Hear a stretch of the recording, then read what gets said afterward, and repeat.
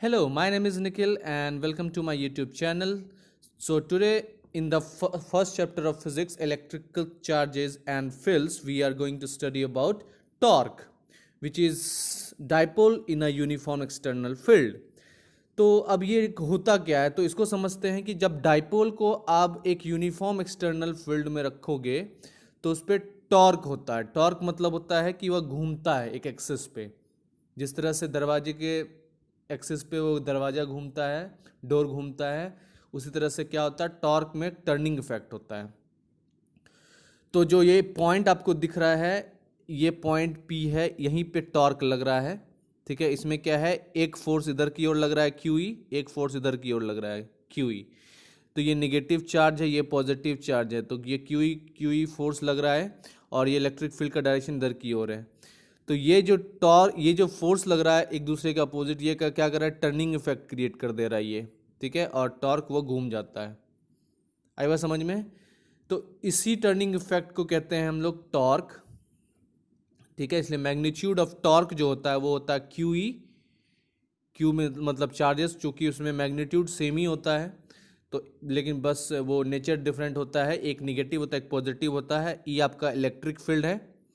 ठीक है, एक यूनिफॉर्म एक्सटर्नल इलेक्ट्रिक फील्ड में है वो। और 2a जो है वो डिस्टेंस है उस दोनों डाइपोल के बीच, और साइन थीटा आपका एंगल है उसके बीच। तो इसलिए 2QA ई साइन थीटा हो जाता है टॉर्क। आई बात समझ में? और आपको पता है कि ये QE जो होता है, मतलब QE आपका क्या ये फोर्स हो जाता है, और 2QA इलेक्ट्रिक डाइपोल जाता है। तो मैग्नीट्यूड ऑफ टॉर्क जो होता है वो क्या हो जाता है आपका, PE साइन थीटा होता है। P मतलब क्या हो गया आपका, तो ये डाइपोल मोमेंट हो जाता है, E आपका इलेक्ट्रिक फील्ड हो जाता है, साइन थीटा एंगल हो जाता है। तो टॉर्क का वैल्यू आपको PE साइन थीटा होता है। इसको अगर क्रॉस प्रोडक्ट में लिखोगे तो उसको P क्रॉस E लिख सकते हो। मतलब डाइपोल ये टॉर्क का साइन है T, कर्व T, और ये क्रॉस प्रोडक्ट है और ये इलेक्ट्रिक फील्ड है। तो dipole moment into electric field, ये हो गया आपका टॉर्क। अब इस चीज को प्रूव करना है कि कैसे ये हुआ, तो इसके लिए ये फिगर देखिए। इसमें हम लोगों ने क्या लिया, एक यूनिफॉर्म एक्सटर्नल फील्ड लिया।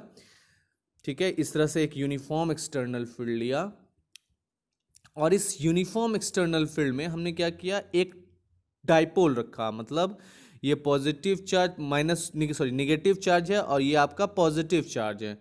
और ये नेगेटिव और पॉजिटिव चार्ज जो है सेपरेटेड है डिस्टेंस 2a से, जिसको हम लोगों ने हाफ कर दिया इस पॉइंट पे। तो इसलिए ये पार्ट A हो गया, ये पार्ट A हो गया आपका। आई बात समझ में? अब ये डाइपोल, इस डाइपोल में क्या हो रहा है, एक फोर्स लग रहा है इधर की ओर। ठीक है, इधर इलेक्ट्रिक फील्ड का डायरेक्शन है, और एक उसके अपोजिट फोर्स लग रहा है। तो नेगेटिव चार्ज पे इलेक्ट्रिक फील्ड के अपोजिट लग रहा है, और पॉजिटिव चार्ज पे इलेक्ट्रिक फील्ड पे लग रहा है। अब ये क्या कर रहा है, इस दोनों में, ये देखिए ये इस तरह से बना रहा है। तो ये जो आपका हो गया ना, ये जो वैल्यू हो गया sine theta is equal to क्या हो जाएगा आपका, P/H। अगर थीटा एंगल लोगे इधर ये वाला, तो साइन थीटा क्या हो गया, P आ जाएगा और आपका H आ जाएगा। तो P/H हो जाएगा, इसलिए पर sine theta equal to P/H हो जाएगा। तो आपका इस परपेंडिकुलर का वैल्यू क्या हो जाएगा, 2a साइन थीटा, क्योंकि H का वैल्यू 2a है। ठीक है, तो ये 2a साइन थीटा इसलिए आ गया। तो टॉर्क यहाँ पे क्या करेगा, टर्निंग इफेक्ट क्रिएट कर देगा। आई बात समझ में? तो यहाँ पे टॉर्क क्या कर रहा है, एक फोर्स इधर की ओर लगा रहा है, एक फोर्स इधर की ओर लगा रहा है। तो एक फोर्स आपका इधर लग रहा है, एक फोर्स इधर लग रहा है, -QE।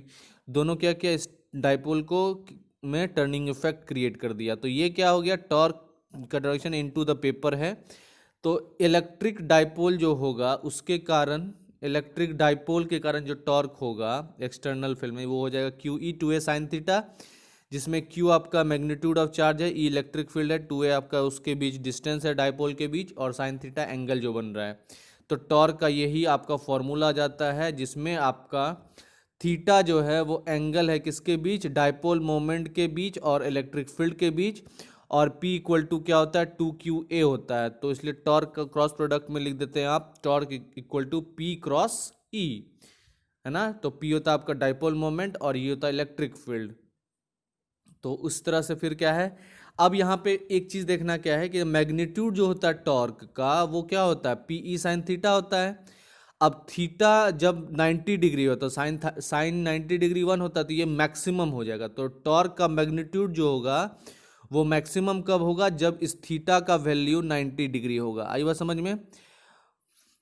और मिनिमम कब होगा, जब थीटा का वैल्यू 0 डिग्री होगा, क्योंकि साइन 0 0 होता है। तो टॉर्क जो है वो क्या करता है, डाइपोल को रोटेट करता है, अलाइन करता है इलेक्ट्रिक फील्ड में। तो एक बार जो डाइपोल मोमेंट पी अलाइन हो जाता है इलेक्ट्रिक फील्ड के साथ, तो टॉर्क जो होता है डाइपोल वो 0 हो जाता है। तो परपेंडिकुलर रहता है वो, तो मैक्सिमम टॉर्क लगेगा। अगर पैरेलल हो जाएगा तो डाइपोल का वो टॉर्क 0 हो जाएगा। आई बात समझ में। तो ये आपका बेसिक कंसेप्ट है। अब इस टॉर्क का इस्तेमाल होता कहाँ है, तो बेसिकली जो टॉर्क होता है ये काम करता है आपका माइक्रोवेव ओवन में। माइक्रोवेव ओवन में जो यही प्रिंसिपल, टॉर्क का प्रिंसिपल काम करता है। ठीक है, ठीक है। तो फूड जो हम लोग खाते हैं उसमें क्या होता है, उसमें वाटर मॉलिक्यूल होता है, और वाटर मॉलिक्यूल में क्या होता है, वो एक परमानेंट इलेक्ट्रिक डाइपोल होता है। वाटर होता है ना परमानेंट इलेक्ट्रिक H2O, ठीक है, जिसमें कि मॉलिक्यूल का सेंटर एक दूसरे पे ओवरलैप नहीं करता, एक सेपरेटेड होता है एक डिस्टेंस से। तो वाटर मॉलिक्यूल क्या होता है, एक परमानेंट इलेक्ट्रिक डाइपोल होता है। तो ओवन क्या प्रोड्यूस करता है, एक माइक्रोवेव प्रोड्यूस करता है जो कि ऑसिलेट करता है, किसमें, ऑसिलेटिंग इलेक्ट्रोमैग्नेटिक फील्ड्स प्रोड्यूस करता है। और उसके कारण क्या करता है, वो जो इलेक्ट्रिक फील्ड प्रोड्यूस होता है उसके कारण क्या होता है, वो वाटर मॉलिक्यूल जिसमें डाइपोल है, जो डाइपोल है वो फील्ड इलेक्ट्रोमैग्नेटिक फील्ड में आता है। तो इसके कारण क्या होता है, उसमें टॉर्क आ जाता है, किसमें, उस वाटर मॉलिक्यूल्स में। और उसी टॉर्क के कारण क्या होता है, वाटर मॉलिक्यूल जो होता है बहुत जल्दी जल्दी घूमना शुरू होता है, रोटेट होना शुरू हो जाता है, और प्रोड्यूस क्या कर देता है, थर्मल एनर्जी। क्या प्रोड्यूस करता है, थर्मल एनर्जी प्रोड्यूस कर देता है, और इसलिए हीट जो है वो जनरेट हो जाता है। ठीक है, और वही थर्मल एनर्जी के कारण क्या होता है, जो खाना होता है आप उसमें जो वाटर मॉलिक्यूल होता है वो खाना गर्म हो जाता है। तो ये प्रिंसिपल जो काम करता है माइक्रोवेव ओवन के अंदर, वो टॉर्क का ही प्रिंसिपल काम करता है। अब एक एग्जांपल लेते हैं हम लोग, जिसमें हम लोग एक सैंपल लेंगे HCl गैस का, और उसको रखेंगे यूनिफॉर्म इलेक्ट्रिक फील्ड में, जिसका मैग्नीट्यूड है आपका 3 × 10⁴ न्यूटन पर कूलम। अब जो ये डाइपोल मोमेंट है HCl मॉलिक्यूल का, वो गिवन है आपका 3.4 × 10⁻30 कूलम मीटर। आपको कैलकुलेट करना है मैक्सिमम टॉर्क जो एक्सपीरियंस हुआ है HCl मॉलिक्यूल के कारण। तो यहाँ पे सिंपल सा लॉजिक आपका क्या है कि आपको एक सिंपल HCl गैस है जिसमें क्या है, यूनिफॉर्म इलेक्ट्रिक फील्ड में रखा हुआ है, जिसका वैल्यू, इलेक्ट्रिक फील्ड का वैल्यू गिवन है। फिर डाइपोल मोमेंट जो होता है HCl मॉलिक्यूल वो भी गिवन है। तो आपको टॉर्क कैलकुलेट करने कहा जा रहा है HCl मॉलिक्यूल का। तो आपको पता है कि जो टॉर्क का फॉर्मूला होता है वो क्या होता है, आपका टॉर्क का फॉर्मूला होता है PE sin थीटा। तो टॉर्क जो होता है मैक्सिमम कब होगा, तो मैक्सिमम होता है जब डाइपोल जो है वो परपेंडिकुलर होगा, तब होता है, मतलब थीटा = 90 डिग्री होगा तब, है ना। किसके 90 डिग्री होगा डाइपोल, तो वो अप्लाइड फील्ड के, मतलब इलेक्ट्रिक फील्ड के। तो इसलिए टॉर्क जो मैक्सिमम होगा वो कब होगा, जब PE sin थीटा में थीटा का वैल्यू 90 डिग्री होगा।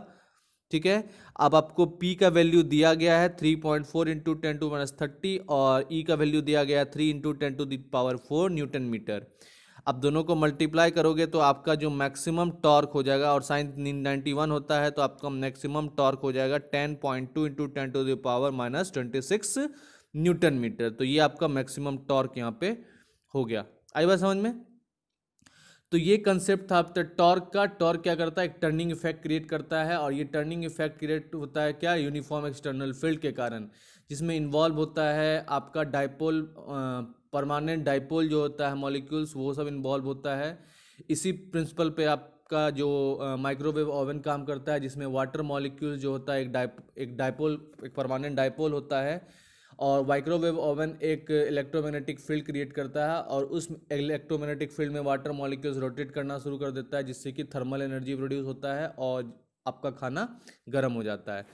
तो ये था आपका basic idea about this dipole moment. So thank you so much. If you have liked my videos, then please do like and subscribe the channel for the regular updates, and all the very best for your exam.